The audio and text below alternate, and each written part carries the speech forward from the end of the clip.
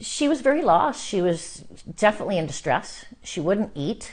Sadie, a 13-year-old border collie Dalmatian Shepherd cross, has been a loyal companion since being adopted at 8 weeks. So when one of her owners died suddenly, she took it like any grieving family member would. She came and she laid with him, almost as if trying to get, and pushed at his hand, almost as if to get him to pet her, because she was Daddy's girl. She was his and he was hers. Julia Beaulieu's husband had a fatal heart attack a few months ago. As she came to terms with her loss, she was also dealing with a devastated dog. She'd listen for his truck. She'd go stand at the window and look. And then it just seemed, the big whoop, and she'd just lay there as if she knew. She was waiting for him to come home. Sadie stopped eating for 10 days and lost 10 pounds. But when it was time for the service, Beaulieu decided it was also time for Sadie to say goodbye.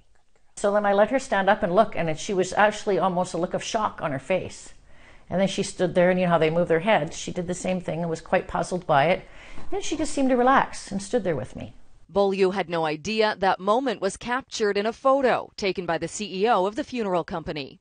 I thought to myself, not only is it a touching moment for people who are dog owners, and it really showed the connection between humans and their pets and how tight it is. But this was a tool. I thought to myself, Julia will need this photo afterwards to understand sort of the significance and importance.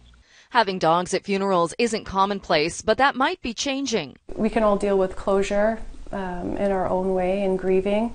And if that means having a member of the family present that is not, typical or usual, we'll make that work for you. Beaulieu says every time she looks at the photo, it brings her a little comfort. Jill Bennett, Global News.